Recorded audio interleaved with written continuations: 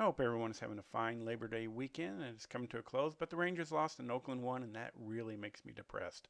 But we still have a few more days left in the season. We'll see what happens.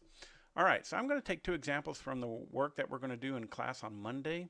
And it's going to be basically looking at supplemental and vertical angles and stuff. So let's go ahead and get started on that.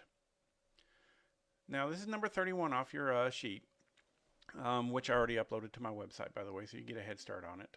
And it says find the measure of the angles. When I say that, I pretty much mean find the measure of all the angles, all four of them, because when two lines intersect, they create four angles.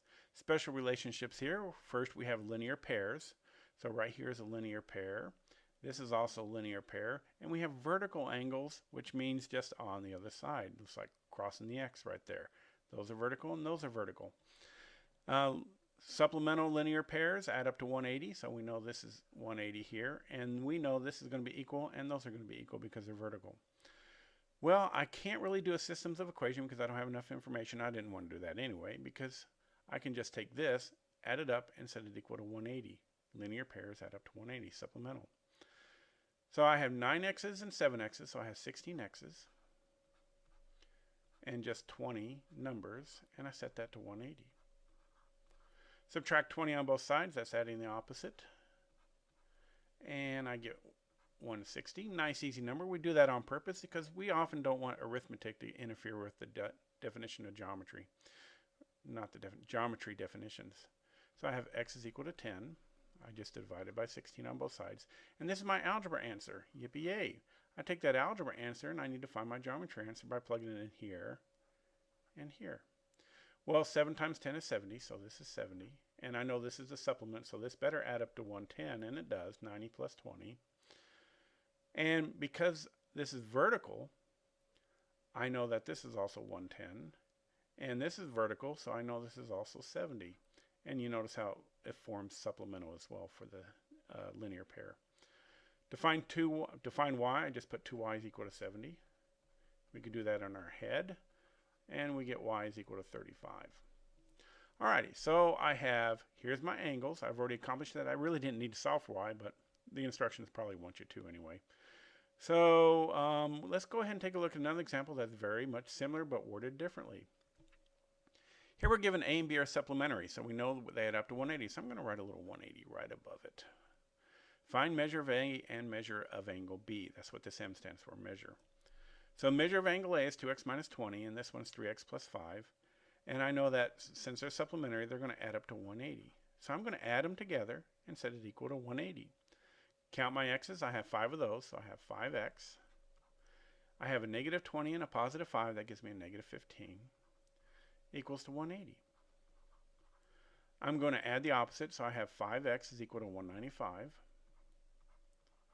And that's just one shy of 200, so we know 5 goes into 200 40 times, so x is equal to 39.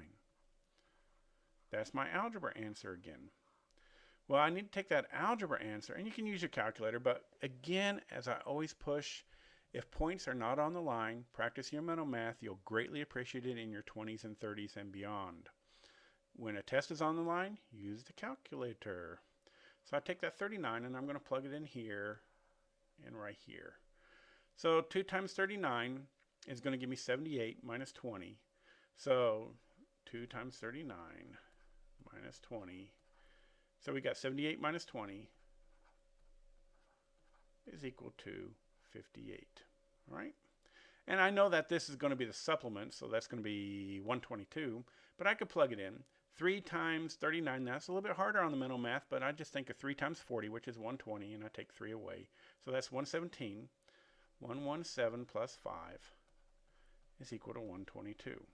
Practice the mental math, please, just for your own. You don't need it in the high school. You got the calculator, but it's for your own personal benefit.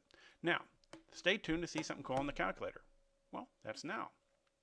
What I'm going to do is I'm going to go ahead and take this equation. I can do this one or the last one, and I'm going to do it on the calculator. I just go down here to equation, hit enter. I'm going to do solver. And I'm going to type in the equation. So I'm going to type in 5x minus 15. I can, in fact, do this separately. In fact, why don't I do that? 2x minus 20 plus 3x plus 5. I have to hit my shift button because my equal sign is way down here, and I do 180. Boom. Hit solve. Always hit solve.